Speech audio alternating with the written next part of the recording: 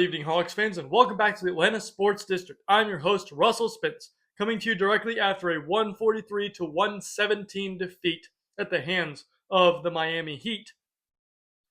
I say it's a defeat, but honestly, this was not the Atlanta Hawks.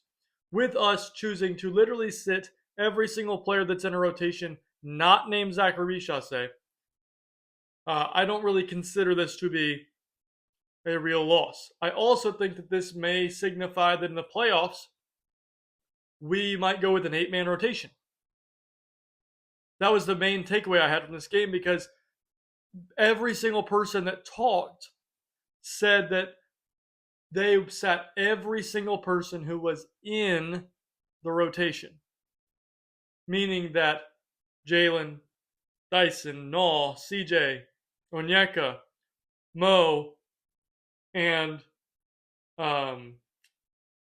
Kuminga all sat. That being the case, if they said the guys who are in the rotation for the playoffs sat, that would mean that Zach may not play in the playoffs. That to me is concerning. I think that we should be playing Zach.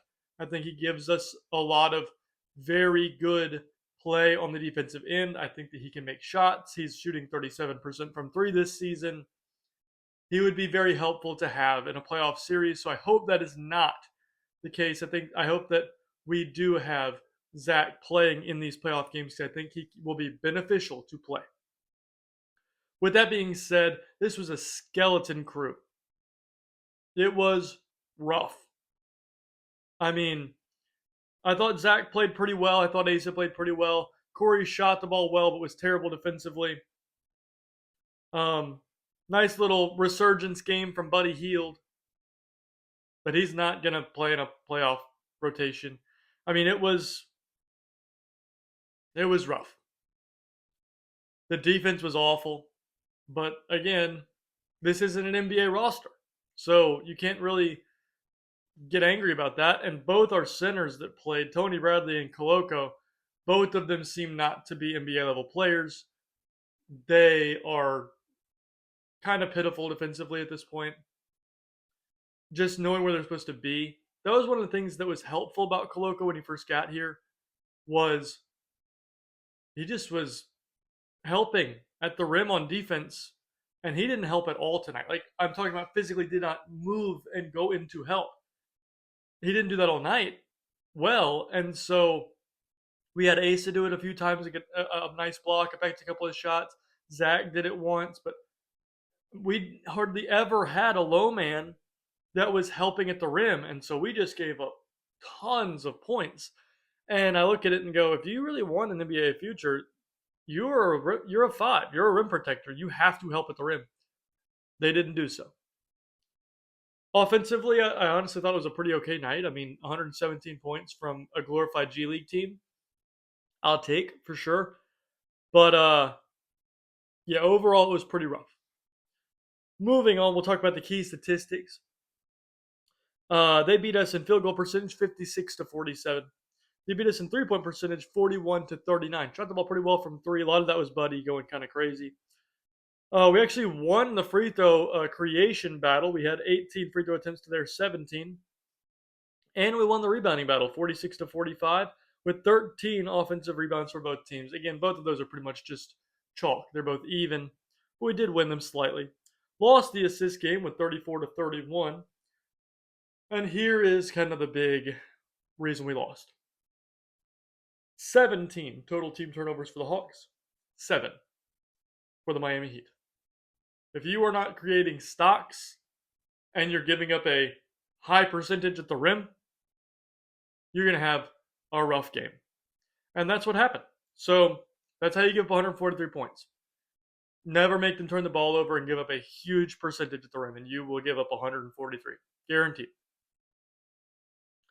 Honestly, it wasn't as bad as I thought it was going to be. When they announced who was playing, I was like, we're going to get beat by 70. That's what it looked like.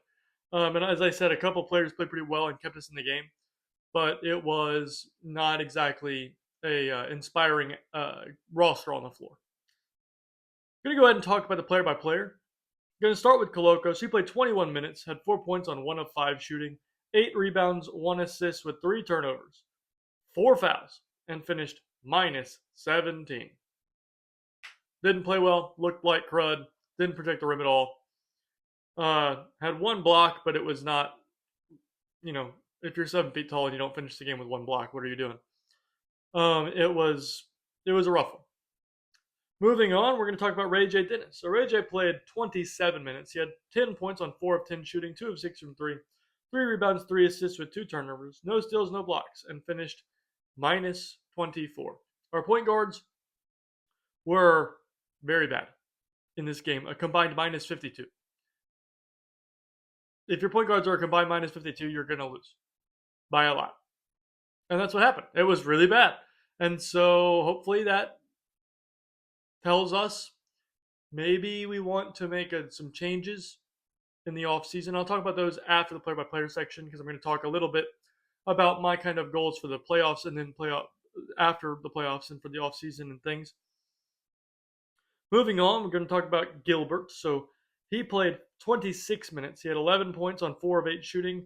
He had 9 assists with only 2 turnovers, a steal, and finished minus 11. I thought he was honestly very, very good. Coming out of Iowa State, he was a fine prospect, was a 4-year player, went undrafted. He's honestly more of a consummate professional than I expected him to be. He did not embarrass himself at all. And if he had to play in a game, I would not be embarrassed of him from the way he played today. I thought he was very professional in the way he played, and I was very pleased with that. Because, again, we kind of made some roster moves that I didn't agree with to bring him in. And with that being the case, he would have to prove he's an NBA player for me to be okay with that. And he played pretty well tonight. Now, again, you can't be a one-game wonder of playing pretty well. You got to play pretty well every game to prove you are an NBA player. But this was a good start. I thought he played very well. And lastly, off the bench, we're going to talk about Buddy Hield. So Buddy played 21 minutes. He had 31 points on 12 of 18 shooting, 7 of 11 from 3. He had 3 rebounds, 3 assists with only 1 turnover, had 1 steal, and finished +1, the only player on our whole team to have a positive plus minus. Yeah, Buddy was cooking. It looked like young Buddy Hield again. Now, granted, he is still very bad. I don't want anybody getting it twisted. He still is not good. But in the offseason, I might be looking to cut him and then re-sign him on a small deal because if he gets in the game, he's a consummate professional. He won't embarrass you. And he is such a wonderful locker room guy who helps the team to gel. I think that's one of the things that's underrated about this trade deadline. I think one of the huge things that changed how our team felt in terms of how they felt about each other was Buddy Hield. You can tell the locker room is happier and laughing more and joking. And I know you're like, well, Russell, it's because they're winning. No, that's because we are getting along better. Even when things were going well, we were friends, but we weren't like really close friends. I think Buddy Hield has helped the overall chemistry of the locker room at an exorbitant pace. And so, yeah, I would probably, right now he's making like in the teens. We can't continue to pay him that. But if we cut him, there would be like a $3 million cap hold for that, and the rest of it would be savings. And then sign him to a vet minimum deal, and you're only paying him like $4.6 million instead of paying him in the teens, but you still get that wonderful team chemistry and a guy who, if he has to play, won't embarrass you. And I thought he played very well tonight. Moving on, we're going to talk about the starters. So Tony Bradley played 22 minutes. He had 4 points on 2 of 6 shooting, 5 rebounds, 2 assists, and was minus 18. He was really awful. He's been terrible since he's gotten here. If he has to play in a game, I'm worried about my eyes bleeding because that's how bad he looks. Please don't play that guy.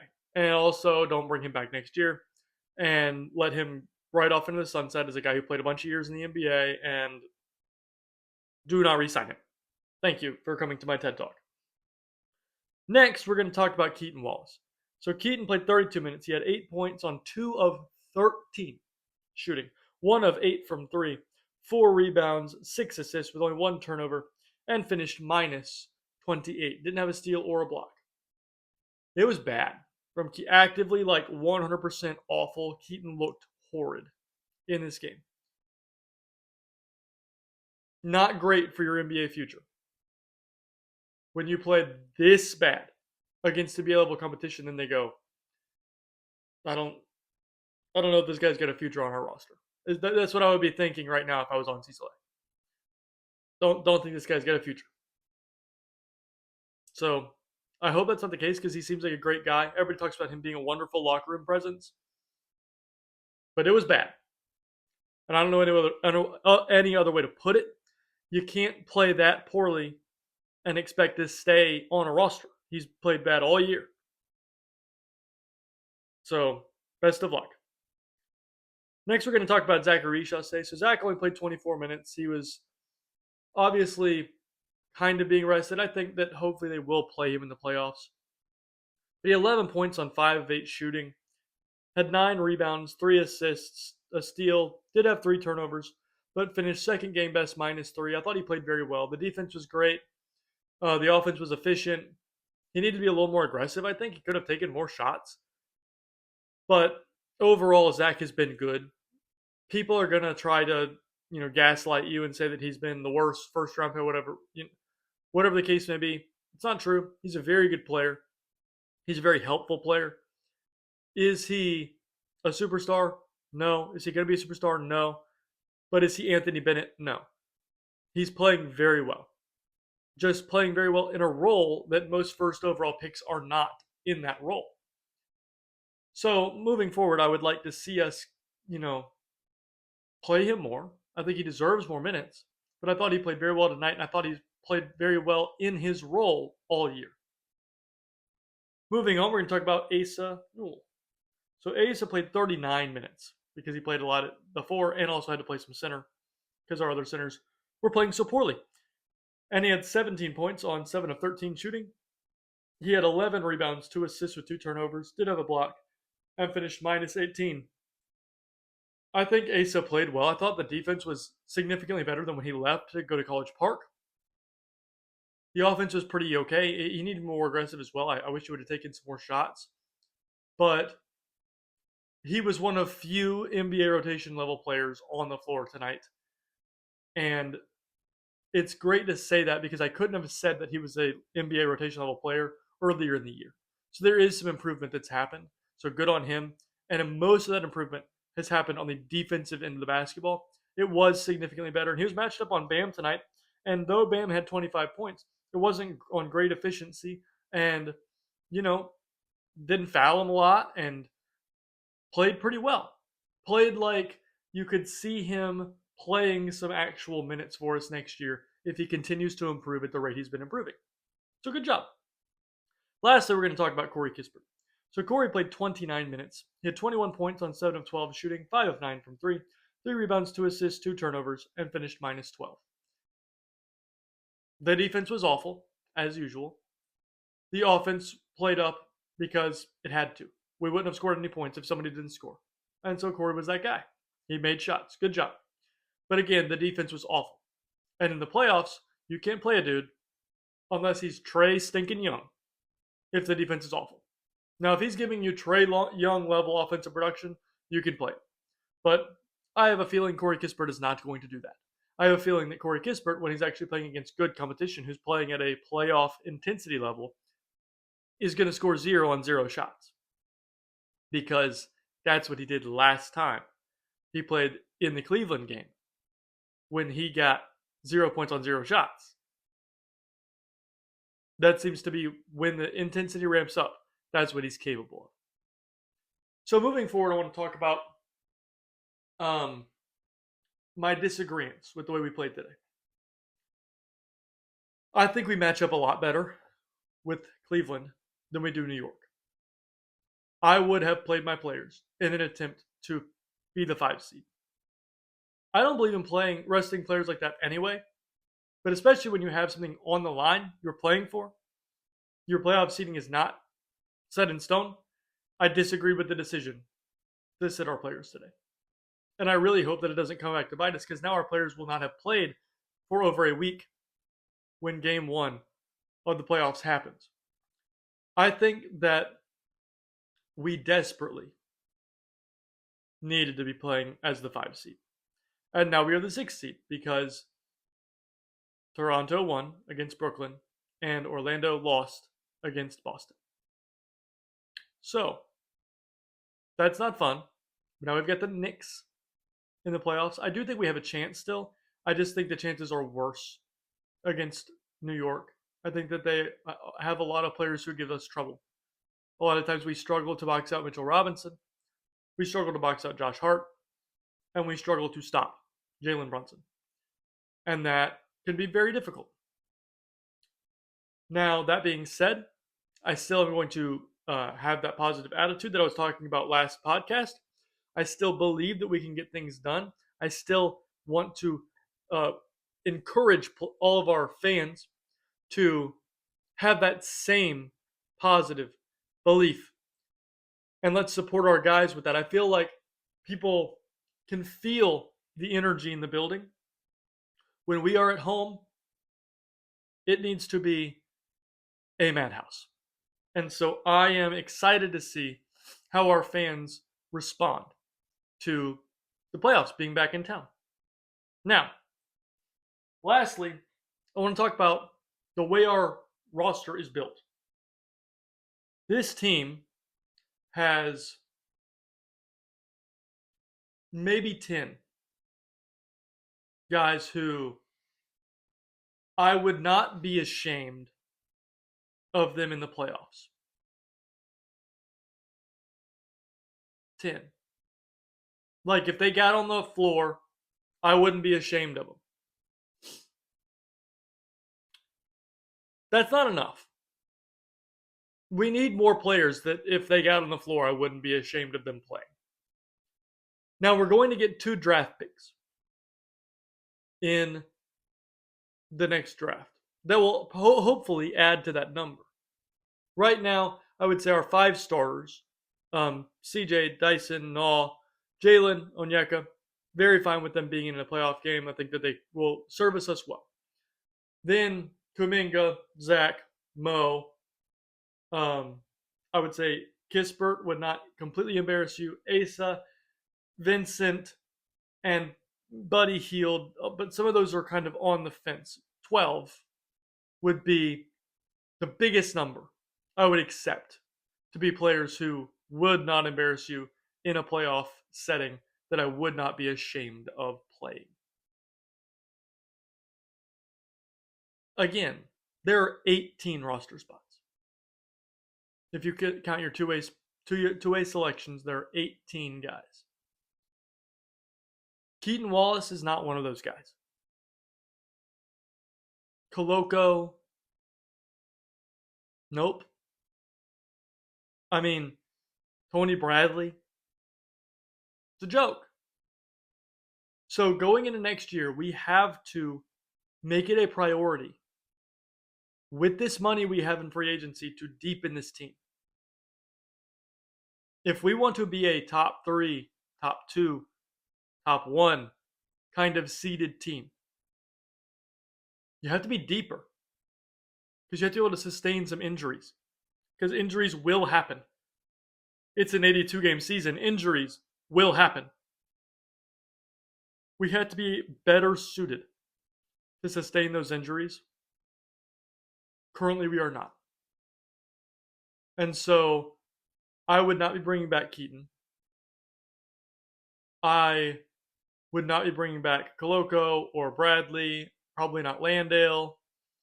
And with all of those roster spots, every single one of them, I would be looking to add players who are good, not embarrassing you level players that on like vet minimums, your Gabe Vincent types, where if they got in the game, you know it's going to be okay. Because tonight, it wasn't okay. This team was awful. This was like watching a high school team. That's not, I mean, like both of our centers, seriously, and both the point guards played like they'd never seen a basketball. So if they had to play in an actual rotation setting in the season, you lose those games. And that's what we saw at the beginning of the year with Keaton Wallace having to play. When Trey went down with injury and Keaton was having to play, it was bad. It was actively very bad. Maybe we solidify the 5 seed outright if we have better depth at the beginning of the year. So that is what I would like to see in the offseason. We'll talk more about offseason plans after the season's over. And I've got a couple episodes planned for the week before the playoffs start. But that's how I would like to see us move, is add some of that good veteran depth that are on the minimum. They're older. Doesn't matter. They won't embarrass you when they play. With that being said, we do have the New York Knicks as our next opponent. It'll be later on, either Saturday or Sunday. So we've got basically a week before we play again.